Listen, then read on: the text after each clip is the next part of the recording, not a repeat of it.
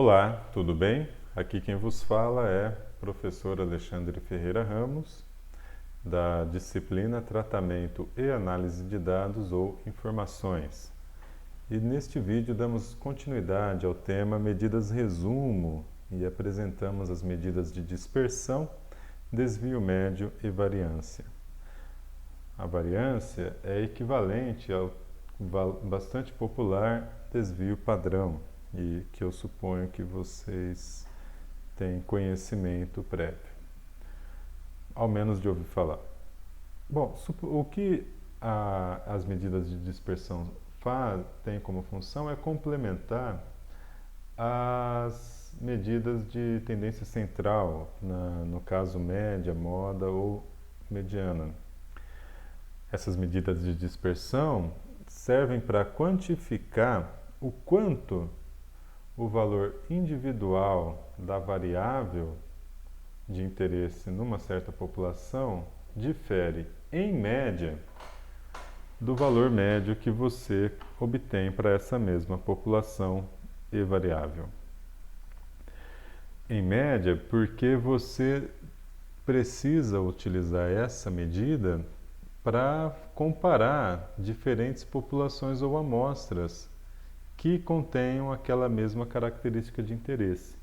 Então, por isso a gente menciona a média do desvio.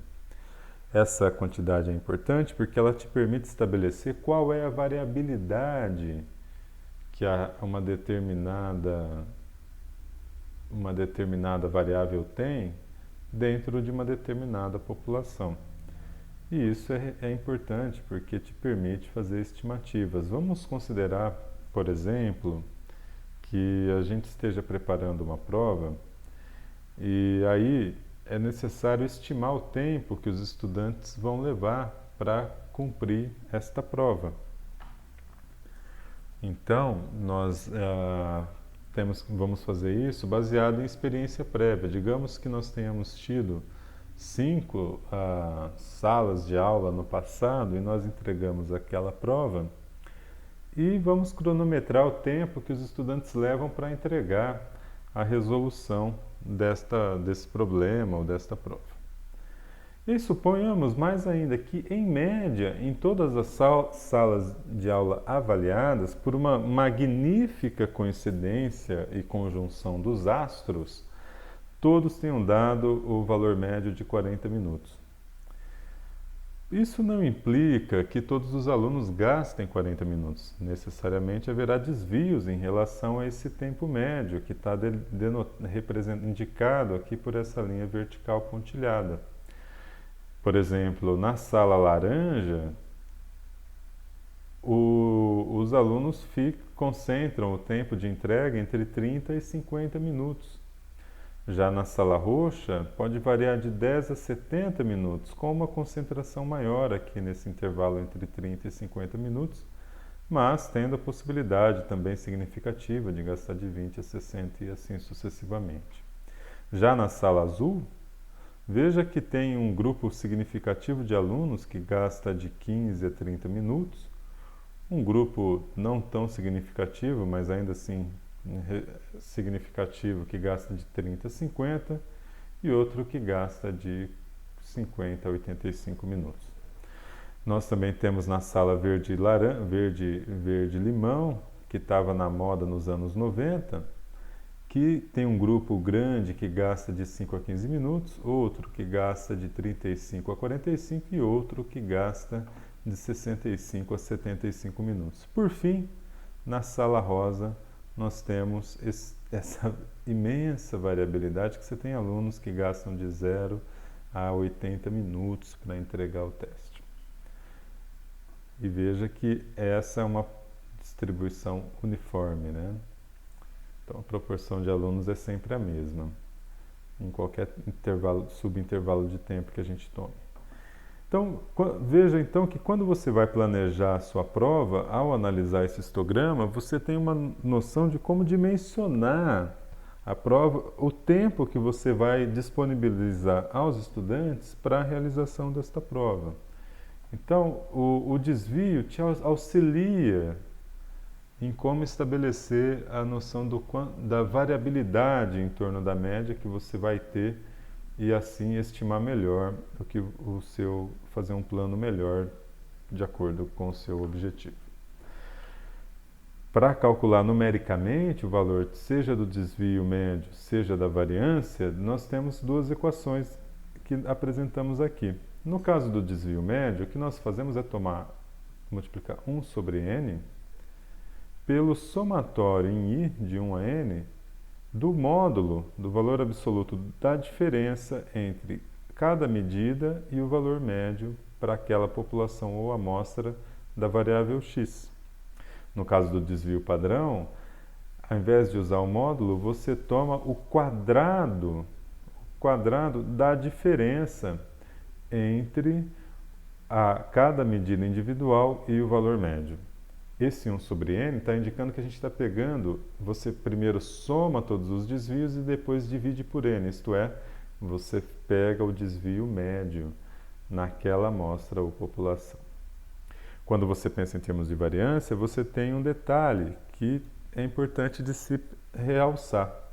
Note que na fórmula da variância nós tomamos o quadrado da variável de interesse. Logo, a unidade de medida da variância é o quadrado da unidade de medida da variável de interesse x. Portanto, nós tomamos a raiz quadrada da variância para definirmos o desvio padrão e, com isso, termos uma medida de desvio cuja unidade de medida é idêntica àquela unidade de medida usada para a variável de interesse. Usando essas equações, nós podemos calcular, então,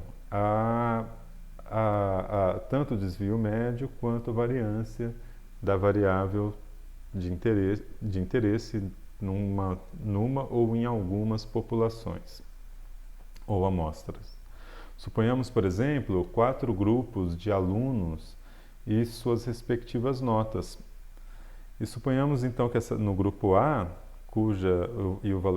tendo o valor da nota representado pela letra X, o grupo B pela letra Y, C pela letra Z e o grupo D pela letra W. As notas no grupo A são 3, 4, 5, 6 e 7, no grupo B 1, 3, 5, 7 e 9, no grupo Z 5, 5, 5, 5, 5 e no grupo W 3, 5, 5, 7. De forma que o valor médio em todas essas salas é 5. Porém, se você analisar o desvio, por exemplo, no grupo A, você vai perceber que o desvio médio no grupo A é 6 sobre 5.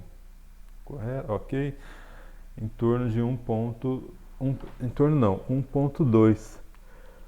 Já a variância vai ser 2, tal que o desvio padrão vai ser 1,4. Então, note que o desvio médio e o desvio padrão são números que diferem um pouco. Se você olhar o grupo C, você vai perceber que não tem variância. A variância é nula, ou o desvio médio é nulo. Então, isso aqui é uma sala em que todos os alunos tiveram notas idênticas. Mesmo desempenho, mesmo nível de aprendizado, digamos assim. Já nessa, tem uma diversidade no nível de aprendizado. Então, é importante entender o desvio padrão como uma medida do quanto essa diferenciação é grande. Por exemplo, no grupo B, a variância é 8. Veja, 4 vezes maior que a variância no grupo X.